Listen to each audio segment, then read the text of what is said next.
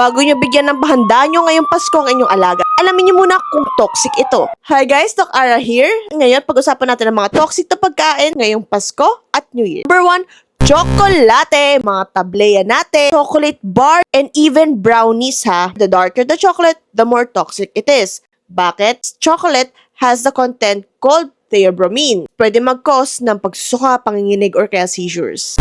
Ubas o pasas. Fruit salad, macaroni salad, fresh grapes, trail mix. Pwede ito magdulot ng acute kidney failure kahit konti lang ang kainin. Mga bawang, sibuyas, yan ang dami yan sa mga ulam natin. Mga menudo, afritada, lumpia, pansit, spaghetti. May sibuyas at bawang sa sauce. Kakakosto ng pagsira ng red blood cells nila that will lead to anemia. Leche plan, mga condensed milk. It has high sugar and lactose. Mga dogs and cats natin, majority lactose intolerant. Pwede sila magtae, magsuka, pancreatitis risk or inflammation ng pancreas nila. Matatabang pagkain like yung mga ham, lechon, chicharon, it will lead to pancreatitis, magsusuka, magtatae, mga nagsisimba gabi dyan, mga bibingka, puto bumbong, ano siyang sugar, butter, gatas. Pwede ito mag-cause ng gastroenteritis, to the point na pwede sila magtae ng may dugo. Lactose intolerant na pets natin, pwede magsuka, magtae, mag-bloat. Sugar-free sweets natin, may xylitol,